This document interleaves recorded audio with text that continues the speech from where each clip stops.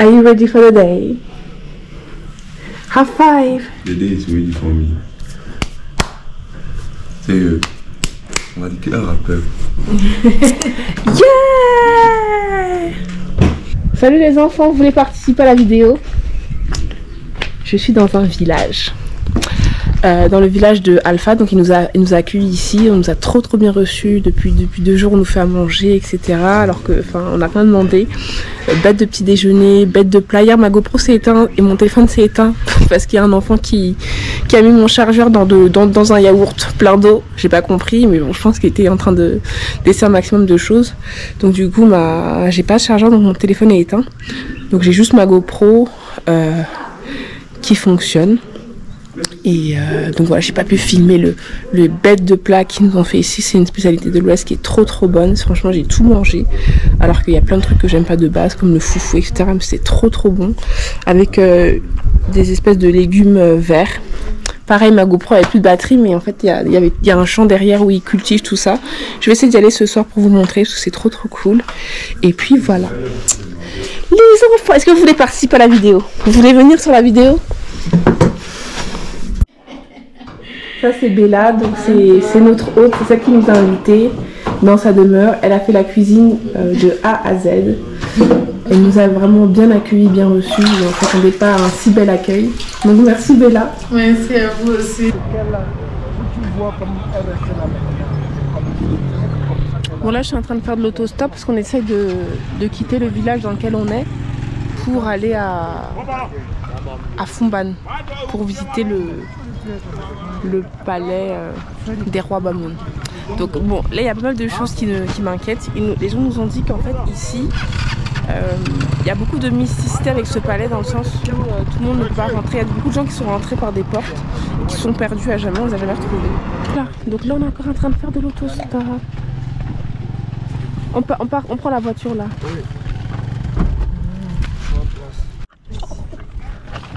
Oui. Toujours sorti des voitures.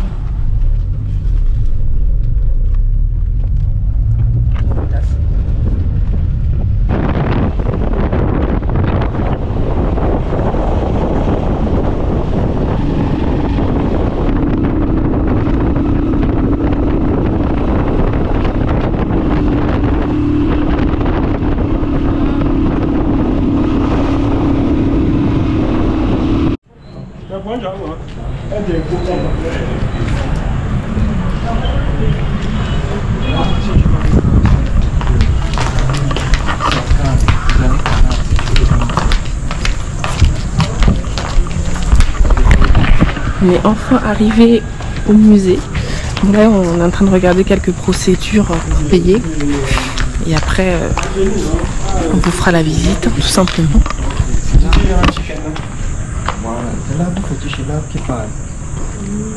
Tu vois, mais là ça n'a rien à voir avec la vibration que tu dis, ça parle. Là on est en train de monter dans un escalier. J'ai mal au pied.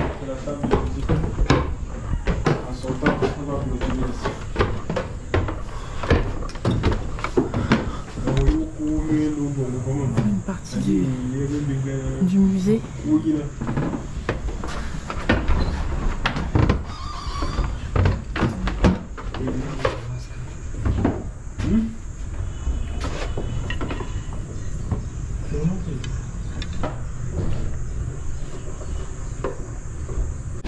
Chemin Bamoun. Il y a les instruments. Ça c'est le pépet. Pépet veut dire la bouche de la femme, parce que la femme bavarde avec. Voilà. Et ça c'est l'ouk. Guitare thérapeutique, ça guérit certaines maladies à l'époque. Il y a l'original au musée. Oui. Voilà. Ça c'est le nous. Le balafon. Bon.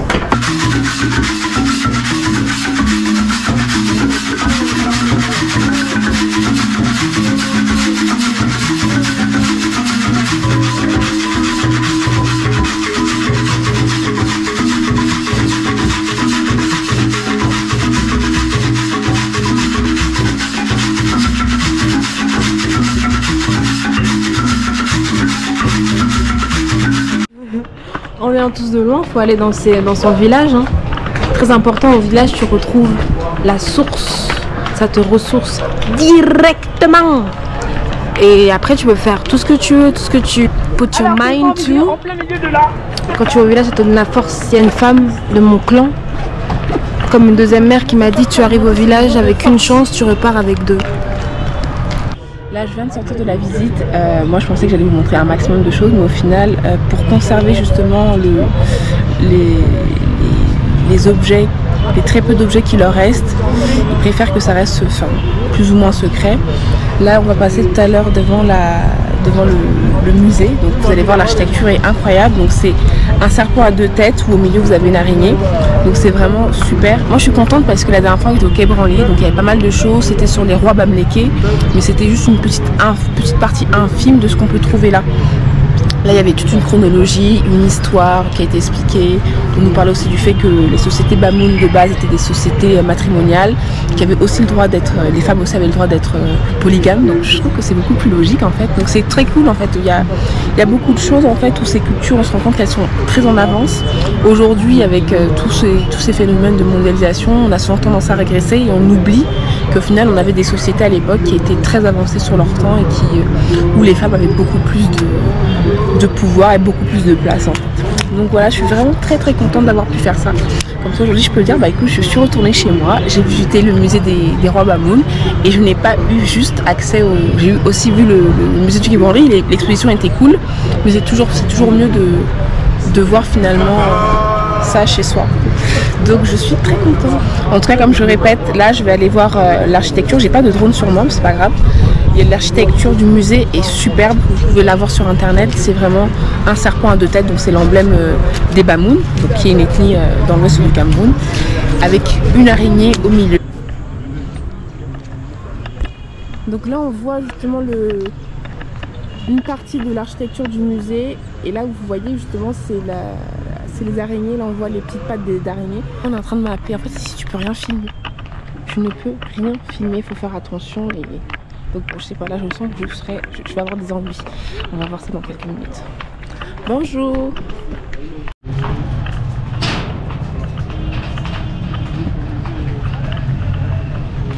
Ah c'est trop beau. Donc, là j'espère que vous voyez déjà un peu plus. Là c'est l'entrée du musée, vous voyez les deux têtes de serpent. Je vais faire une photo là. Ça serait cool. Donc là je vais me rapprocher, c'est la première tête de serpent. Bon, c'est sûr que c'est mieux d'avoir un drone, hein, mais j'ai pas de drone, qu'est-ce que vous voulez que je vous dise? Parfois tu dis non mais tu peux faire sans et tout, et en fait plus ça passe et plus tu as envie de le relayer tout ce que tu vis, tu dis mais il faut que j'ai ce matos. Et bon, c'est vrai que bon, l'année prochaine je vais investir dans un drone. En tout cas là je vais vous montrer de très près l'architecture. Première tête. Là, c'est des gens qui font des photos. Deuxième tête. Et là, en fait, si vous voyez bien, pardon, là, c'est l'entrée. On n'y a pas accès. Alors, je sais pas, je pense qu'il doit y avoir quelques travaux actuellement. Mais il y a quand même la Bella qui nous disait tout à l'heure, du coup, la femme du grand frère de Falak, qui nous disait qu'en fait, c'est un endroit où beaucoup de gens se sont perdus.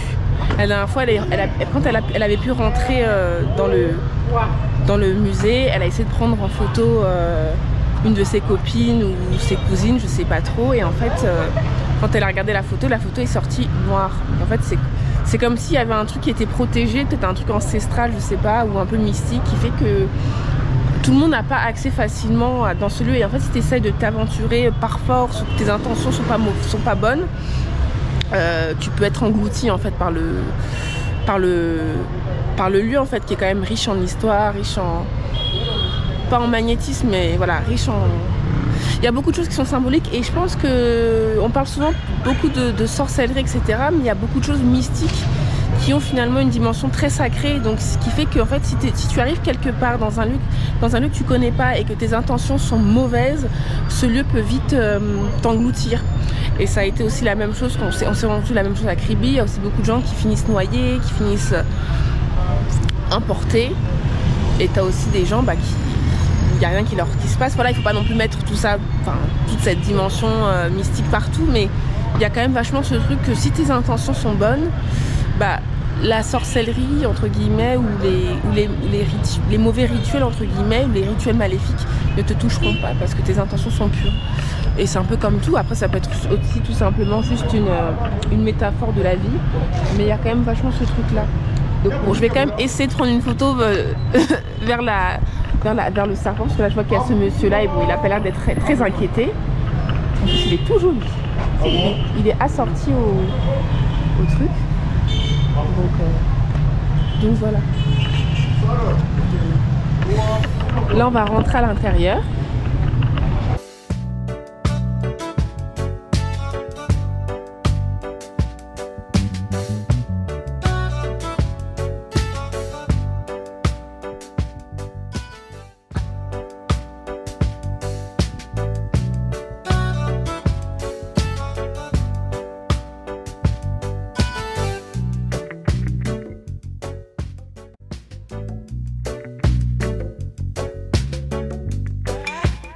Hein? 10 000 aussi. Non, c'est pas excessif, ça c'est 15 000. Merde, c'est encore plus cher. Ça c'est du verre. Je sais, c'est cher. Tu peux le mettre combien? Là j'ai plus assez, j'ai que 10 000 sur moi. Combien? J'ai que 10 000. Mais c'est pas grave, je vais revenir. Je peux te faire un effort. Je peux te faire un effort. Non, parce que c'est l'argent qui me reste pour rentrer à Douala. Je peux te faire un effort. Combien? 13. Je te jure. Vous n'avez pas compris ce que j'ai dit. J'ai dit qu'il me reste 10 000 pour rentrer à Douala. Je veux pas. Mais je reviendrai la prochaine fois.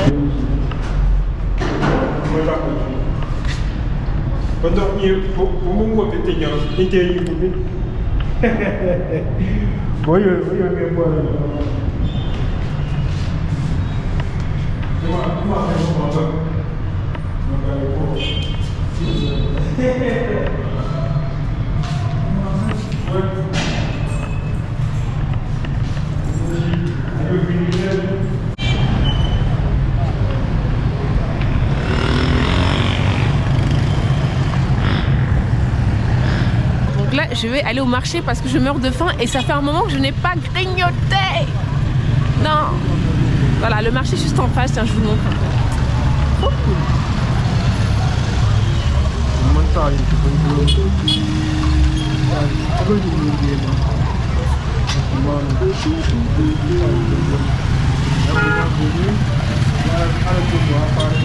Et en fait, ce que je réalise aujourd'hui, c'est que les Bamoun, c'est aussi une...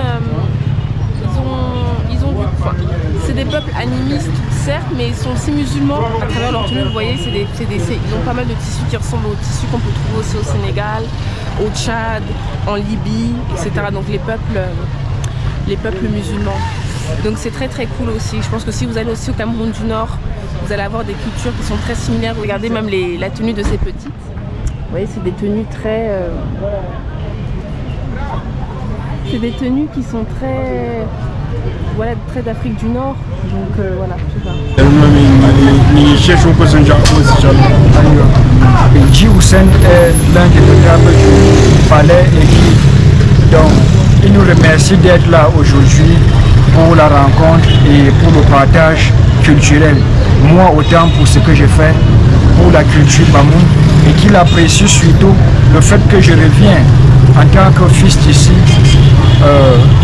Avec tout ce qui se passe au monde, j'ai plutôt pensé à revenir dans les sources, rechercher et puiser encore.